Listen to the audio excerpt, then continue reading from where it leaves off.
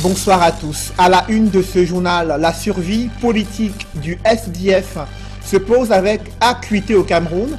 À l'occasion de ses 27 ans d'existence, le principal parti de l'opposition voit sa force politique s'amenuiser au fil des échéances électorales.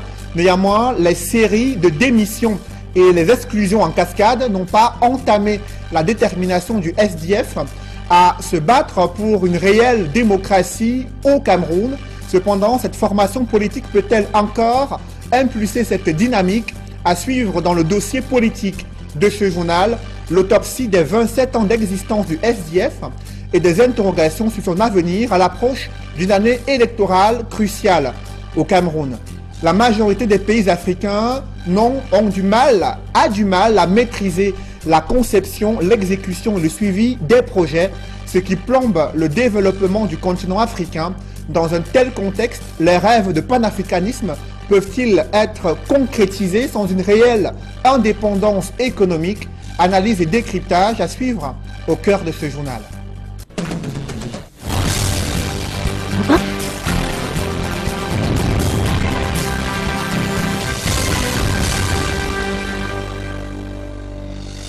Merci de suivre cette édition complète de l'information sur Equinox Télévision. En 27 ans d'existence, le SDF, le principal parti de l'opposition, a vu sa force politique s'amenuiser au fil des échéances électorales, parti d'une quarantaine de députés, une soixantaine de mairies. Dans les années 90, le SDF a perdu plus de la moitié de ses sièges à l'Assemblée nationale et compte à peine une vingtaine de mairies. Entre exclusion et démission en cascade de certains cadres influents, un diagnostic établit un mal-être qui n'entame pas pour autant la détermination des actuels dirigeants du SDF à construire une réelle démocratie au Cameroun. Reportage Flavien Valondongo. Cela fait 27 ans que le Social Democratic Front, SDF, existe comme parti politique au Cameroun. La formation politique qui a ébloui le peuple à sa naissance a réussi à placer la barre haute lors de sa première participation à l'élection présidentielle, c'était en 1992. Cette année-là, Ni John Frondi a récolté officiellement 35,9% de voix, juste derrière Paul Biya, vainqueur de l'élection avec 38%. 27 ans après la création du Parti de la Balance, beaucoup d'eau a coulé sur le navire conduit par Ni John Frondi. La preuve, parti de 43 députés à l'Assemblée nationale et 63 maires en 1997, au fil des ans, le Social Democratic Front perd progressivement du terrain. En 2002, lors des législatives et municipales du 30 juin et 15 septembre, le parti de Frondi a remporté 22 sièges seulement sur 180 places à l'Assemblée nationale. Plus grave, lors du double scrutin législatif et municipal de 2007, le Social Democratic Front a sérieusement reculé face au RDPC et même dans son propre fief dans le nord-ouest où il n'a enregistré que 11 élus sur 20, un seul dans la région de l'Ouest Cameroun. En 2013, il parvient au bout des efforts à construire un groupe parlementaire au terme des législatives et municipales de cette année-là, avec 18 députés à l'Assemblée nationale. Le bilan semble médiocre au bout de 27 années comme leader des partis politiques de l'opposition au Cameroun. À ce jour, le Social Democratic Front compte 18 députés à l'Assemblée nationale et une vingtaine de maires sur l'ensemble du pays. Cette chute n'est pas que sur le plan politique. Le parti politique qui n'a à sa tête que Ni John Frondi depuis sa création a aussi connu des cas de défection au plus haut niveau. Ben Mouna, Charlie Gabriel Mbok, Basil Kamdom, pour ne citer que ces derniers, ont quitté le parti politique de Ni John Frondi parce que frappés par l'article qualifié de coupe-gorge, le 8-2. En 27 années d'existence, le parti de Ni John Frondi a vu partir 4 secrétaires généraux, tous quelque peu exaspérés par l'attitude qualifiée d'inappropriée de Ni John Frondi. Le dernier cas en date étant la démission d'Elisabeth Tamandjong en février 2015. Le Parti de la Balance, qui célèbre son 27e anniversaire ce 26 mai 2017, devrait revoir son fonctionnement, car selon des observateurs, le Social Democratic Front est en perte de vitesse. À l'approche d'une nouvelle année électorale cruciale pour le Cameroun, le SDF est-il en train de jouer sa survie politique sur un échiquier où de nouveaux leaders émergent tant bien que mal?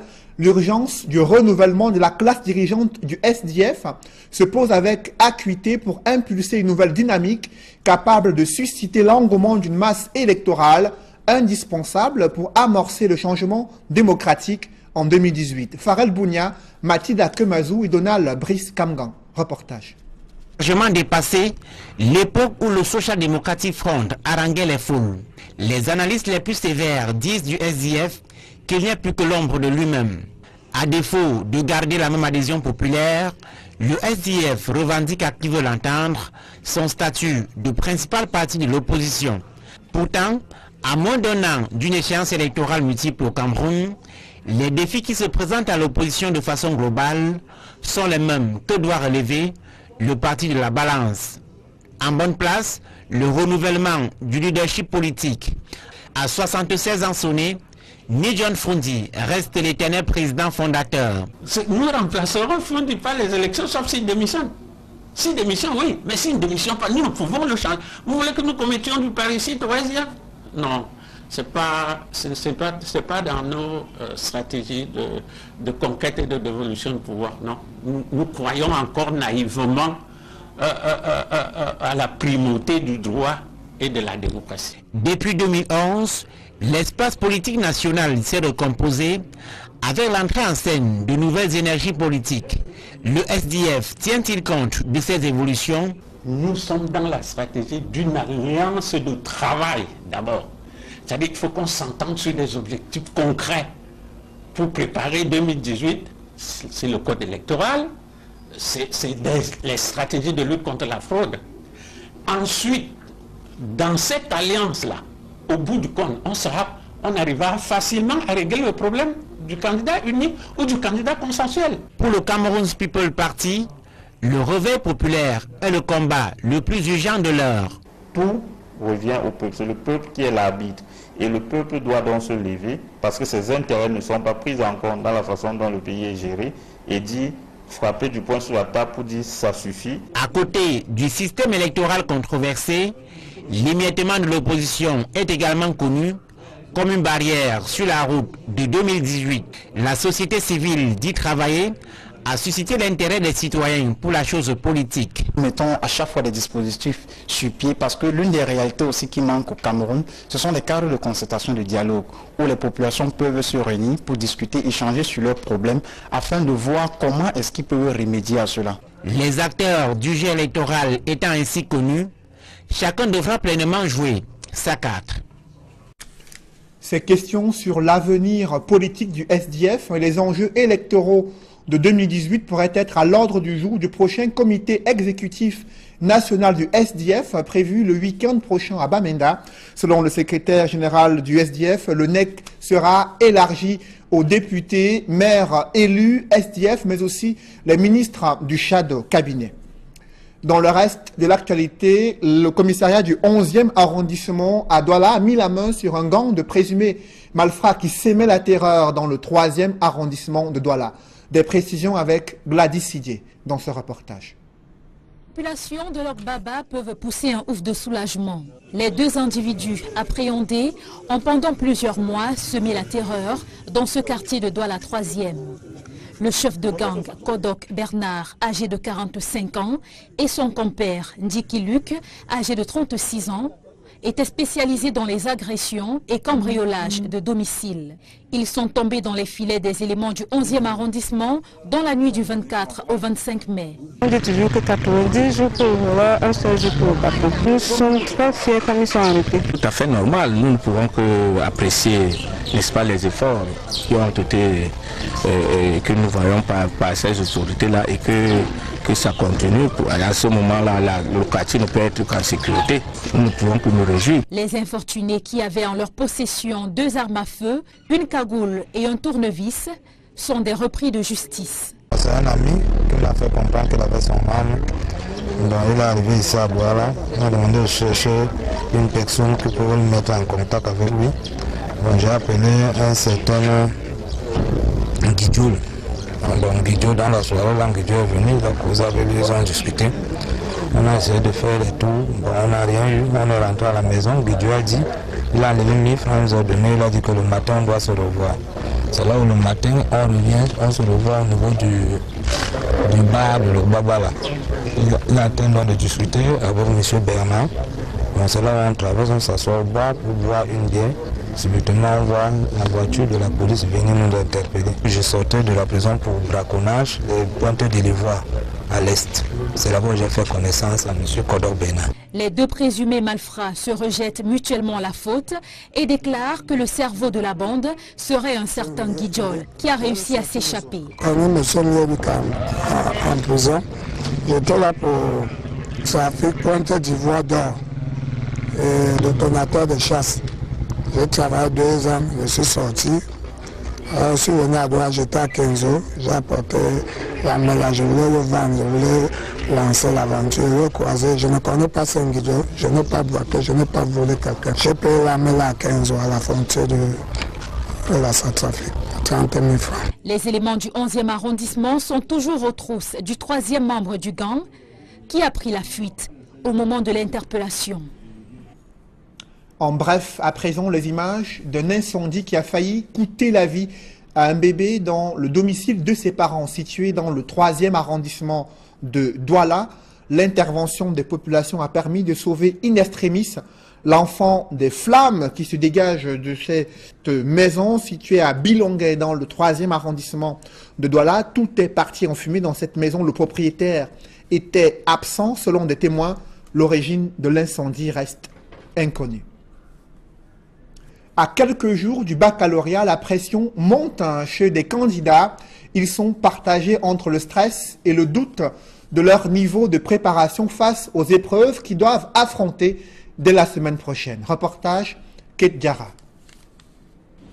Il est 11 h lorsque nous franchissons le portail du lycée bilingue de Daedo. Dans la cour de l'établissement, les élèves vont et viennent comme en 1 heure de pause. Pourtant, il n'en est rien. Au-delà de la cour, à l'étage des terminales, l'ambiance qui nous accueille est tout autre. Quelques élèves en tenue et en civil sont présents, soit en groupe, soit tout seuls, pour lancer dans leur cahier le dernier coup d'œil qui sauve. Ici, qu'on soit tome, c'est-à-dire redoublant ou pas, les sentiments sont les mêmes, à savoir un peu de peur, mêlée à de l'assurance. J'ai repris l'année passée. La température à 37, j'attends, je vais affronter comme ça viendra. Et pour l'instant, on essaie de gérer le stress. Le stress est là, l'adrénaline ne fait que monter, mais... Je me sens pour le moment bien. En fait, j'ai hâte de composer. Au-delà de la peur, il y a l'espoir, celui de tomber le jour J sur un exercice déjà vu et traité en cours. C'est qu'elle sera, au moins c'est un truc qui va venir et que j'ai lu. Ce que je fais maintenant, c'est que je prie que tout ce que j'ai étudié puisse arriver à l'examen. Côté administration, on est plus confiant. D'ailleurs, le censeur des terminales du lycée bilingue de Daedo dit être fier de ses futurs bacheliers qui, tout au long de l'année, se seraient démarqués par des comportements positifs. Oui, pour la plupart des élèves que nous avons eu cette année particulièrement, les élèves de série scientifique, ils ont été un peu sérieux par rapport à la promotion l'année dernière. Dans ce sens, ils étaient tous présents dans les salles de classe. On n'a pas dénombré beaucoup d'absences au courant de l'année, bien entendu. Pour le proviseur, son staff et lui ont donné tout au long de l'année scolaire le maximum de connaissances et d'astuces nécessaires pour faire de ces prétendants au baccalauréat de véritables gagnants. On peut dire que tous les programmes ont été achevés, pratiquement à 95%, voire 100% dans cette discipline. Nous avons eu une séance de travail mercredi avec tous les élèves de terminale pour leur donner les dernières astuces par rapport à la préparation de cet examen. Une séance de travail qui a pu booster, comme il le fallait, le moral de ces élèves. Et cela donc a permis qu'on dope un peu leur morale. Donc ça a été pour nous donc une préparation psychologique très importante.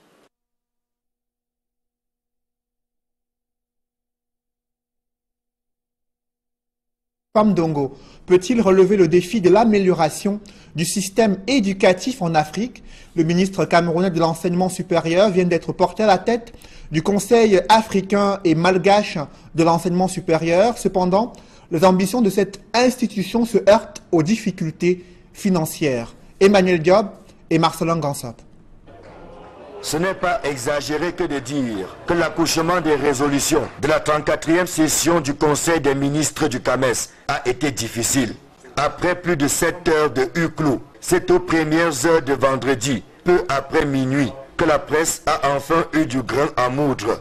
À savoir que le professeur Jacques Famdongo a été porté à la présidente tournante du Conseil africain et malgache de l'enseignement supérieur. Il fallait résoudre certains problèmes, notamment au niveau de la gouvernance administrative, financière et managériale. Ceci a été fait. Il fallait élire un nouveau secrétaire général du CAMES. Ça a été fait également. Le professeur Mbachi Bertrand a été réélu dans ses fonctions. Je tiens à remercier mon prédécesseur, le ministre sénégalais de l'enseignement supérieur et de la recherche, le professeur Marie Théo Nian, qui m'a transmis le flambeau ici à Yaoundé pour 2 ans.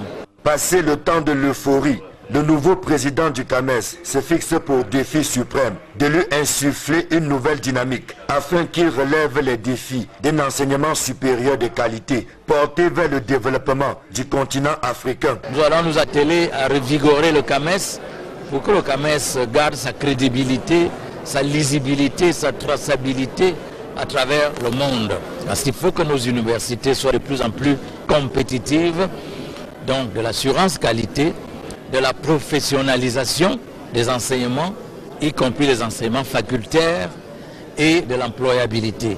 Il faut que nos diplômés trouvent des emplois, non pas des emplois précaires, mais des emplois sécurisés et des emplois pertinents. Mais d'un exercice à un autre, le CAMES a toujours du mal à résoudre l'épineuse question du financement de ses activités. Certes, les cotisations viennent de manière parcimonieuse. Certains États ont des arriérés, d'autres n'en ont pas, d'autres payent normalement leurs contributions. Mais je dois dire que le budget qui est équilibré à plus de 4 en recettes et en dépenses, à plus de 4 milliards de francs CFA, ne souffre d'aucun dysfonctionnement. Les travaux de la 34e session du Conseil des ministres du CAMES se sont achevés en beauté avec la remise des distinctions honorifiques. Nous vous faisons commandeur de l'ordre. Le professeur Jacques Famdongo a été fait commandeur de l'ordre international de palme académique du CAMES. Je vous le disais en titre, la majorité des pays africains n'a aucune maîtrise des outils et techniques de management des projets, ce qui plombe le développement économique du continent. Des experts internationaux pour changer la donne sont venus à Yaoundé former des opérateurs économiques et des gestionnaires publics. C'est à la faveur de la première conférence panafricaine sur le management des projets. Élisée Bogba et Ike Cyril. Une conférence panafricaine sur le management des projets, de quoi attirer du beau monde au Palais des Congrès de Yaoundé. La plateforme est dédiée à l'acquisition et au transfert en Afrique des meilleures technologies de management de projets reconnues au plan international. Vous avez 3 ordres en général de classification. Vous avez les connaissances, vous avez les savoir-faire et vous avez les savoir-être. Les délégués vont découvrir quelles sont les normes professionnelles qui existent dans la discipline de management de projet et comment accéder à ces normes. Ensuite, quels sont les profils de carrière, vous voyez, qui en fait existent dans la discipline. Et comment est-ce que les universités peuvent profiler leurs programmes de formation pour être plus à même d'offrir des produits compétitifs sur le marché, c'est-à-dire des gars qualifiés. Les délégués en 3 jours pourront donc, si vous voulez, connaître réellement à la fin comment on peut acquérir, mettre en place une méthodologie de management de projet dans une organisation. Plus concrètement, la conférence vise à terme de booster le développement économique de l'Afrique par un management adéquat des projets. Tous les plans de développement, toutes les stratégies de développement se traduisent sur le terrain par les projets et les programmes. Donc si vous voulez réussir les projets et programmes, il faut maîtriser les technologies qui permettent de les réaliser dans les meilleures conditions. Et c'est pour ça que nous disons que cette discipline est sur le chemin critique de la transformation économique. Parce que si vous avez des projets qui échouent ou des usines qui ne marchent pas, c'est parce que le management des projets fait défaut, quoi. Vous voyez, la sélection des projets a été mauvaise, le montage de ces projets est mauvais, et forcément, ce qu'on délivre comme usine ou route ou infrastructure, ça ne peut être que peu performant. Et donc, devenir des éléphants blancs, nous voulons changer, vous voyez, cette image. Au palais des congrès de Yaoundé, des stands d'exposition sont ouverts au public, tandis que des experts venus de différents pays appellent à une prise de conscience sur le rôle des technologies de management de projets dans le processus d'industrialisation et de transformation économique et sociale de l'Afrique. Dans un tel contexte, comment l'Union africaine peut-elle concrétiser ses rêves d'indépendance et de panafricanisme sans une réelle autonomie financière? Plus d'un demi-siècle après sa création, l'institution panafricaine survit grâce au financement extérieur, lesquels conditionnent souvent ses prises de décision sur l'avenir sociopolitique et économique du continent. Explication dans ce reportage signé Gizogo. 54 ans après sa naissance, le 25 mai 1963 à Addis Abeba en Éthiopie, l'Organisation de l'Unité africaine OUA, devenue depuis 1999 Union africaine, traîne le boulet de la question de son indépendance financière, voire de son indépendance tout court. 90% du budget programme de l'Union africaine est financé par les partenaires extérieurs, en tête desquels se trouve l'Union européenne ou alors la Chine et d'autres pays. Le budget de fonctionnement, en revanche, est tenu par un certain nombre de pays africains qu'on appelle les poids lourds africains. C'est l'Algérie, c'est la Libye, c'est la République sud-africaine ou alors le Nigeria. Il existe pourtant des pistes pour sortir de cette dépendance, lesquelles ont d'ailleurs déjà été envisagées par l'Union africaine sans pour autant être mises en pratique. C'est une question de volonté politique. Depuis 2008, la Commission de l'Union africaine avait commis des experts pour élaborer ce qu'ils ont appelé donc, les ressources alternatives de financement de l'Union africaine. 3 ont été retenus comme étant pertinentes par la Commission de l'Union africaine. La taxe sur les billets d'avion, la taxe sur les hôtels, la taxe sur la police d'assurance. L'arrivée d'un nouveau duo à la tête de cette organisation, le Guinéen Alpha Condé à la présidence et le Tchadien Moussa Faki Mahamat à la commission, a suscité quelques espoirs pour plus d'indépendance. C'est dans ce sens que la sortie d'Alpha Condé devant François Hollande, martelant que l'Afrique est majeure, a été unanimement saluée. Mais il faudra bien plus pour les Africains mettre la main dans la poche pour sortir l'argent et ne plus subir aucun diktat. La reprise des activités économiques est annoncée sur l'axe Ngaoundéré-N'Djamena. Des parlementaires tchadiens en visite de travail à Yaoundé ont apprécié les mesures prises pour réduire les tracasseries et améliorer la sécurité sur ce corridor. Les élus camerounais et tchadiens se sont engagés pour améliorer une coopération plus fructueuse entre N'Djamena et Yaoundé. Reportage Marcelin Gansop. Donc, sentez-vous bien ici, sentez-vous chez vous. Ce n'est pas la première réunion du groupe d'amitié Cameroun-Tchad, mais la taille des différentes délégations dessine les contours d'une assise aux allures de renforcement d'une coopération qui se veut plus dynamique et plus bénéfique pour les deux parlements et partant pour les deux peuples unis par l'histoire et la géographie et qui plus est subissent les exactions et font front commun contre le même ennemi, Boko Haram. Rassurer nos deux peuples après les violentes attaques que nous avons subies, le peuple camerounais et tchadien, par le secteur Boko Haram. Et l'engagement de nos deux chefs d'État, ses excellences Paul Biya du Cameroun et Idriss Déby du Tchad, à arrêter ce secte.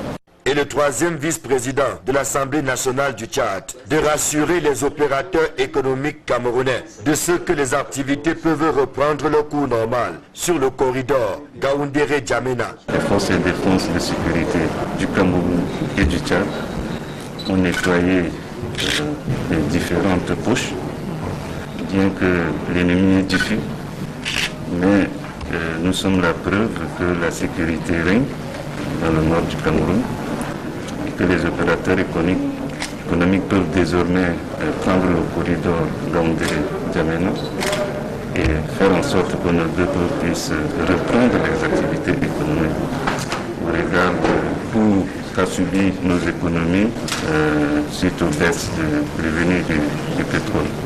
Que ce soit lors de l'audience avec Théodore Dapo ou au cours des travaux techniques avec Joseph Bandam, tous deux vice-présidents à l'Assemblée nationale, parlementaires camerounais et tchadiens ont réaffirmé leur engagement à œuvrer main dans la main pour le plein épanouissement de leurs populations respectives. Les échanges de Yaoundé se voulaient donc une pierre de plus dans la construction de la coopération qui existe entre le Cameroun et le Tchad. Le salon de l'action gouvernementale, rebaptisé la vitrine du Cameroun, est prévu du 25 au 30 juillet 2017 à l'esplanade du Musée national à Yaoundé. Une réunion préparatoire de cet événement s'est tenue dans la cité capitale. Compte rendu, Aïk Cyril. La 6e édition du Salon de l'action gouvernementale, sous sa nouvelle appellation, la vitrine du Cameroun, se prépare. Une réunion de mise en commun entre les parties prenantes, administration publique, parapubliques et privées, s'est tenue à l'hôtel Hilton de Yaoundé. Que les responsables de ces administrations-là puissent s'effrayer déjà des enjeux de cette édition, que nous, au niveau du comité d'organisation, nous puissions intégrer les aspirations de ces administrations-là, que ensemble nous puissions mettre en place de manière globale une stratégie pour que ce soit une réussite. La vitrine du Cameroun, édition 2017, c'est plus de 200 exposants et plus de 70 000 visiteurs attendus. Camtel, le sponsor officiel, annonce une grande innovation. Nous parlerons en suffisance d'un projet qui est l'un des plus importants en Afrique actuellement, le projet de câbles sous-marins entre le Cameroun et le Brésil.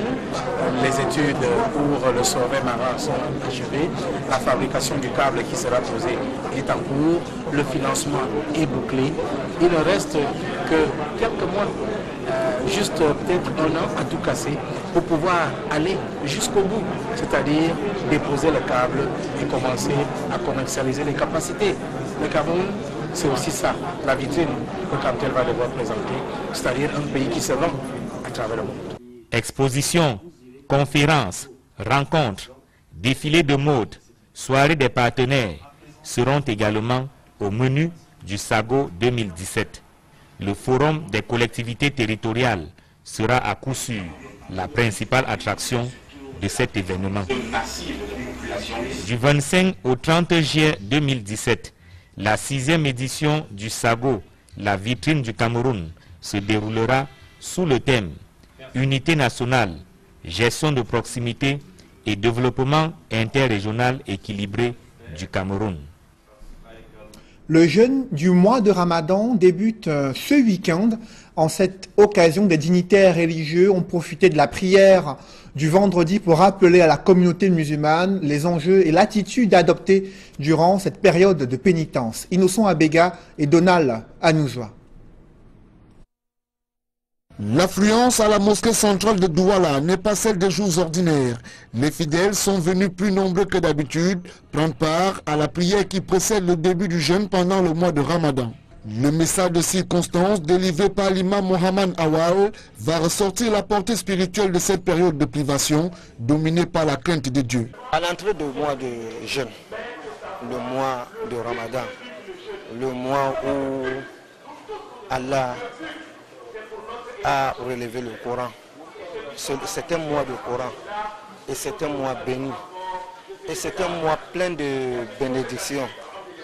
Et c'est un mois où un musulman doit se comporter comme un ange Parce que les anges ne boivent pas et ne mangent pas.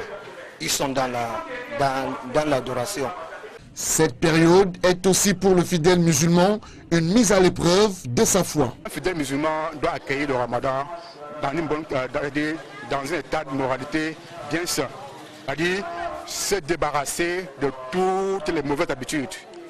Se débarrasser de toutes les mauvaises habitudes et prendre une nouvelle habitude. C'est comme de renaître de nouveau.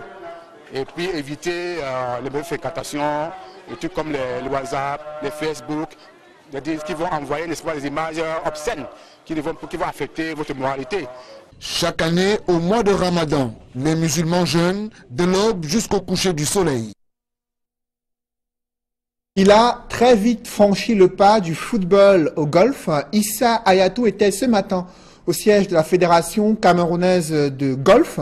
Le nouveau président du conseil d'administration de l'Académie nationale de football est allé partager son expérience sur le management sportif avec les responsables de la FECAL Golf, lui qui a dirigé pendant plusieurs décennies la Confédération africaine de football, mais aussi actuellement vice-président d'honneur de la Fédération internationale de football et association.